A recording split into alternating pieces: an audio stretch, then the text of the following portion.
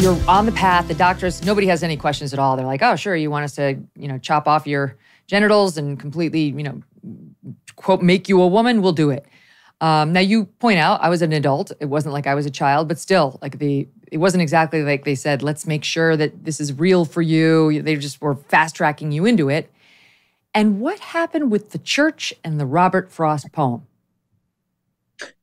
Well, so I've been going through all this surgery. I had facial feminization surgery last year, which involved 11 procedures in one day. So that was an eye surgery, jaw, neck, literally every single part of my face. I even had my forehead bones shaved down to make it look more feminine. So that had happened. And then about 6 months down the line after all of that surgery, I was considering more surgery, Megyn. So I was actually considering going to Thailand. I consulted with doctors about having a breast augmentation. So that would be putting silicone implants. I wasn't quite ready for the vaginoplasty, but I was ready for the breast surgery. And thankfully, I got to a point where I was like, this is a really big step. Do I want to do this? And I started to question it. And that's when the Robert Frost poem, which I remember reading at university when I studied English. And I remember you have two roads in a wood, and you can choose different paths. You can choose the path that you're already going on that's easy, you know what's at the end of the path, or you can take a risk and go down a different path. And, I was at that point where I was so unhappy with myself, and I thought, it's now or never. I either change now or it's never going to happen. So, I took the path and the road less traveled by, and that has made all the difference. And that helped me go to church one day and just, sit there and reflect on my actions and, consult with the priest, and then start going to some of the congregations, and just participating in the singing, the choirs, and the hymns. And, it was just an escape from my reality. And, over a period of time going to this church, it was a lovely community, very inclusive, very welcoming. Nobody judged me. And, I just felt like, maybe I should reverse course now before it's too late, before I do any more harm to myself. And, then I started to really think about my actions, and then started to try and think, I'm actually being a really bad role model for all these kids that follow me on TikTok and YouTube, and I need to actually be a positive influence for these people. Were you raised in any particular faith or as a religious person? So when I went to elementary school, I actually went to a Church of England school. So we did have to go to church every week with the school. But I always had very fond memories. It was always very pleasant and, a lovely time. And as a teenager, I actually became an atheist, just wasn't interested.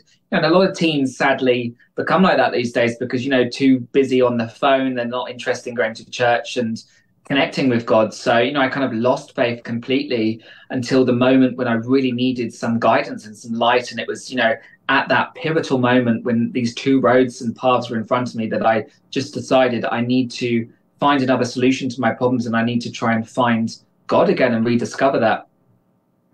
You've talked a lot about TikTok and what a negative influence it is when it comes to this gender radicalism.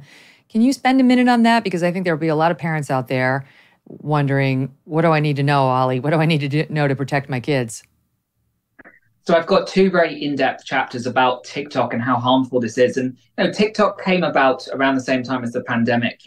It's owned by China. And if you look at the differences between Chinese TikTok, which is called Douyin, all of the videos are patriotic. It's promoting skills, education, teaching languages and other things. And when you look at the American westernized TikTok, it's people sharing their pronouns, their identities, injecting themselves with testosterone and estrogen. And that's really harmful. So it seems very obvious that China has an agenda to corrupt and demoralize Western society and break down the family unit. And, there's no better way of them achieving that goal than using TikTok and, targeting these kids. And, kids on TikTok, you have 13-year-olds on there, you have younger kids that are going on there, and they're seeing people transitioning and sharing their stories of how easy it is to get, a chest binder, how easy it is to get hormones. And, they're falling victim to this because they see these influencers that are becoming popular. They get likes, they get praise. You're so stunning, you're so brave.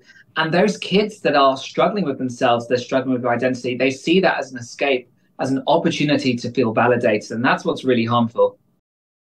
For 3 days only, cbdistillery.com is giving you an exclusive offer, and it's a great one.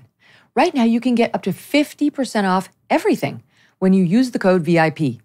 Choose from a range of carefully formulated CBD and other plant-based solutions for relaxation, stress, sleep, pain after physical activity, even mood and focus. They extract healing plant compounds and vital nutrients for your whole body. No artificial colors, flavors, preservatives, or sweeteners. Just 100% clean ingredients. Don't miss this exclusive VIP sale and get up to 50% off your order. Visit cbdistillery.com and enter VIP. That's cbdistillery.com and enter VIP. cbdistillery.com. Not available in Idaho, Iowa, or South Dakota. Hey, thanks so much for watching. If you like what you just saw, hit the subscribe button for more clips and full episodes.